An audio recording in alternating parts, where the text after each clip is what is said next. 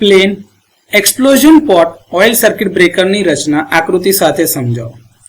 તો એવું કહે છે કે ભાઈ ટ્રાન્સફોર્મર ઓઇલથી ભરેલી સ્ટીલની બનેલી એક મજબૂત ટેન્ક હોય છે અથવા તો જે ટાંકી હોય છે જેમાં ઓઇલ એ આર્ક ક્વન્ચિંગ મીડિયમ તરીકે તેમજ ઇન્સ્યુલેટિંગ મીડિયમ એમ બંને રીતે કાર્ય કરે છે. જો તમને દેખાતું હોય આ તમારી ટેન્ક જે ઇન્સ્યુલેટિંગ મટીરિયલની બની જેમાં ફિક્સ અને મૂવિંગ કોન્ટેક્ટ જે છે એ હોય. આ પ્રકારના સર્કિટ બ્રેકરમાં ફિક્સ અને મૂવિંગ કોન્ટેક્ટ્સને ઇન્સ્યુલેટિંગ મટીરિયલના બંધ શેલ આજે દેખાય છે તમને આ બંધ ટાંકી અથવા તો શેલ જે છે એમાં રાખવામાં આવે છે. આ કોન્ટેક્ટ જે છે સામાન્ય રીતે કોપર અથવા તો કોપરની મિશ્ર ધાતુ એટલે કે તાંબાના અથવા તો તાંબાની મિશ્ર ધાતુના બનેલા હોય છે. આ એક્સપ્લોઝન પોટ એટલે કે આર્ક ચેમ્બર જે છે એ ફિક્સ કોન્ટેક્ટની આસપાસનું એક નળાકાર ઇન્સ્યુલેટિંગ એન્ક્લોઝર છે જે પોર્સેલિન અથવા તો બેકેલાઇટ મટીરિયલનું બનેલું હોય છે. આ ઓઇલના પરિભ્રમણ એટલે કે સર્ક્યુલેશનને જાળવી રાખવા માટે પોટને તળિયેથી આ બોટમ જે છે ને આ બોટમ તળિયેથી એને ઓપન રાખેલું હોય છે.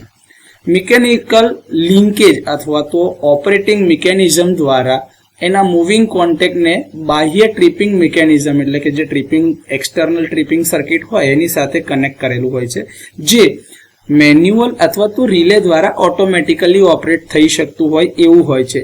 એના કનેક્શન કરેલા હોય છે એટલે કે ભાઈ જે તમારો મૂવિંગ કોન્ટેક્ટ છે એ તમારી મિકેનિકલ લિંકેજ સાથે કનેક્ટેડ છે જેથી ઓપરેટિંગ થઈ શકે. આ મૂવિંગ કોન્ટેક્ટ જે છે જનરલી સળિયો એટલે કે રોડ પ્રકારના સ્વરૂપમાં હોય છે જે ઓપન છેડામાંથી પસાર થાય છે. હવે જ્યારે ફોલ્ટ સમયે તમારા કોન્ટેક્ટ એટલે કે જે તમારો મૂવિંગ કોન્ટેક્ટ છે એ તમારા ફિક્સ કોન્ટેક્ટથી છૂટો પડે એટલે અહીંયા આગળથી નીચે આવે છે ત્યારે તેની વચ્ચે આર્ક ઉત્પન્ન થશે. હવે જ્યારે આ આર્ક ઉત્પન્ન થાય છે ત્યારે એના દ્વારા જે હીટ પ્રોડ્યુસ થાય છે એના લીધે એની આજુબાજુનું જે કોન્ટેક્ટની આજુબાજુમાં ઓઇલ હોય છે એનું વિઘટન થાય છે જેના કારણે ગેસીસ એટલે કે વાયુઓ ઉત્પન્ન થાય છે જેમાં મુખ્યત્વે હાઇડ્રોજન, ઇથિલિન, મિથેન જેવા ગેસીસ ઉત્પન્ન થાય છે જે ચેમ્બરનું કદ નાનું હોવાના કારણે બહુ ઊંચું દબાણ ઉત્પન્ન કરે છે. આર્કિંગ હોર્ન્સ અથવા તો આર્ક કંટ્રોલ ડિવાઇસ પણ આની અંદરમાં ઓપ્શનલ એટલે કે મૂકવામાં આવે વૈકલ્પિક વ્યવસ્થાના ભાગરૂપે જેથી કરીને આર્કને અંદર તરફ ગાઈડ કરી શકાય અથવા તો એને કંટ્રોલ પણ કરી શકાય. આ બંને પર્પઝ માટે આર્ક હોર્ન્સ અથવા તો આર્ક કંટ્રોલ ડિવાઇસીસ મૂકવામાં આવે છે.